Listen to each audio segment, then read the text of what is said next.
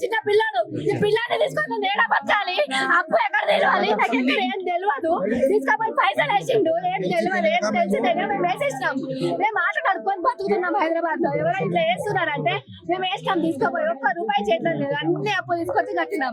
చట్టాలు వాళ్ళకు చుట్టాలైపోయారు సార్. ఒకటే చట్టాలు చుట్టాలైపోయారు. ఏం చేస్తారు?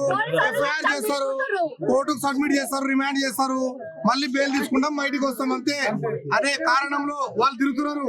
ప్రభుత్వం స్పందించి వాళ్లకు చట్టపరమైన న్యాయం, చట్టపరమైన శిక్షలు వేసి వాళ్లకు నానా కేసేసి వాళ్ళు చేసిన అరాచకానికి వాళ్ళ భూములు బాలాజీ తీసుకున్నాడు. మా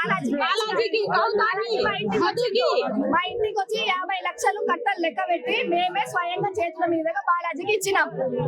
ఏ పేపర్ రాయలే, ఎక్కడ సంతకం పెట్టి మనలే, ఏం చెప్పలే. మామ నేనున్నా, నీకు మామనే అవుతాడు, ఈయన మా ఆయన మామనే అవుతాడు. మామ నీకేం కాదు, నేను ఎవరు నువ్వు నా దగ్గర అది ఒకటి తినలేదు, నేను నీకే ఇస్తా, నేను ఎవరికి ఇయ్యనని చెప్పి అన్నాడు. నెక్స్ట్ రోజు ఫోన్ చేస్తే ఫోన్ లేపాడు, మళ్ళీ ఫోన్ చేస్తాడు. మేము భూమి నిన్న మళ్ళీ ₹1,00,000 కొట్టినాం. మేము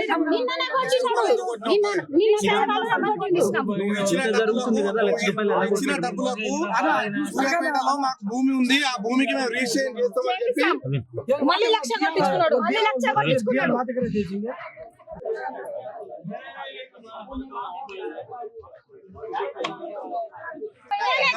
పైసలు ఆగిపోయినాయి.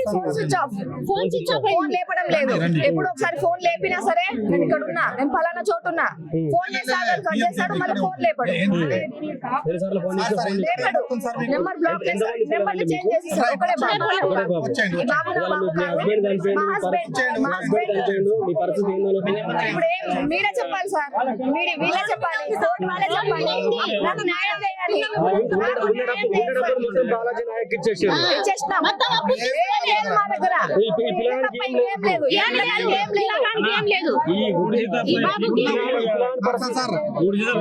కూడా మార్టిగేజ్ చేసి ఆయనకు డబ్బులు ఇచ్చారు సార్. కూడా మార్టిగేజ్ చేసి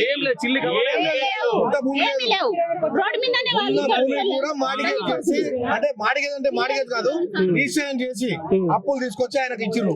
అంటే ₹10 వడ్డీ కదా వస్తుంది కదా అని చెప్పి ఆశతోటి అంతా ఏమి లేదు.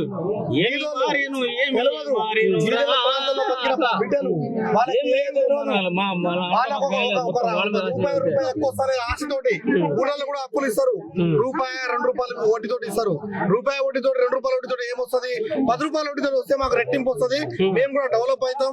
మేము కూడా హైఫై కార్లా, మేము కూడా ప్రతి ఒక్కరికి ఒక కోరిక ఉంటుంది సార్, బాగా సంపాదించాలి, మంచి స్థాయిలో ఉండాలి, నా భార్య పిల్లలు మంచిగా ఉండాలని చెప్పి ఎవరికైనా ఆశ ఉంటుంది.